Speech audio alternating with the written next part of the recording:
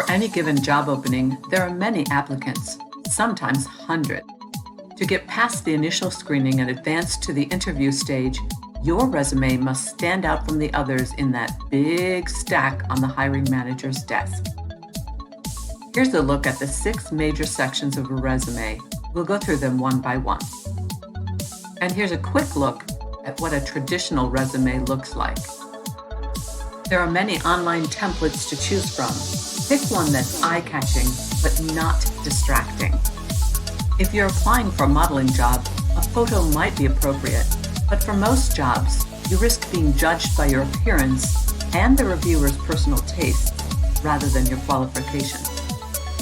A little artistic embellishment is a good thing, but don't go overboard.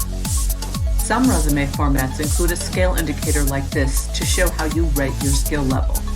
It's risky because if you're humble, you underrepresent your abilities, but if you overrate yourself, you come across as arrogant.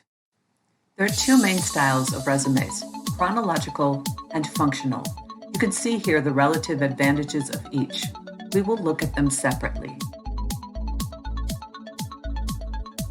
The chronological resume tells the story of your career over time, starting with your most recent experience and working backwards. A functional resume may be a better option if the job you're applying for doesn't fit with your most recent experience, or if you've moved in and out of the relevant job field. This style of resume groups all of your experience that relates to the job vacancy together so that the hiring manager can more easily see your experience in this particular job field. So, which style do hiring managers prefer? A hybrid of both styles. In the hybrid style, the top portion summarizes skills and experience directly related to the job vacancy. This is followed by a more detailed account of job experiences in reverse chronological order. Now we'll take a detailed look at the header. It should include information about how to contact you via phone, email, or standard mail to make it easy for the hiring manager to contact you for an interview. Don't make her hunt for that information. Internet resources offer many interesting artistic options. Below the header, the first thing the hiring manager sees is the objective. First impressions are very important. Take a moment to look at the next 2 objectives and ask yourself, which one would you hire? The first one is boring, isn't it? It basically says, I need a job. The second, however, shows the company what the candidate has to offer. An alternative to the objective statement is a summary.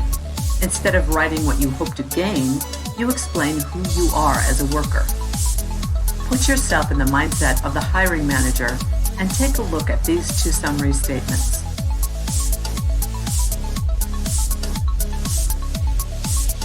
Pretty impressive, aren't they? Now it's time to summarize your job experience.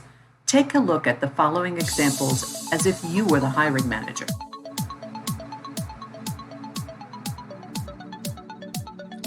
The top one provides specific metrics to explain the employee's impact.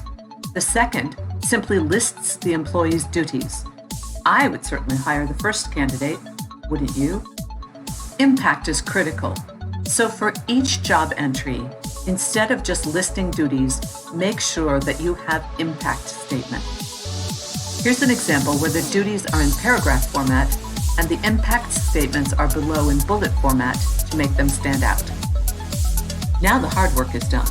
We'll move on to a few short sections to round out your resume. In the education section, list your highest degree first. Then, work backward chronologically. Be sure to include any special certifications you have earned.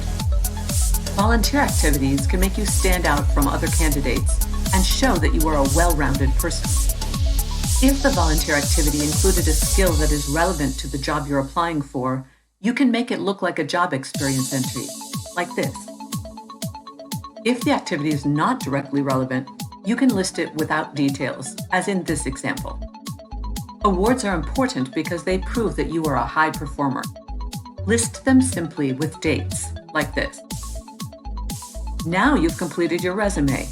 Be sure to proofread, but don't rely only on a machine.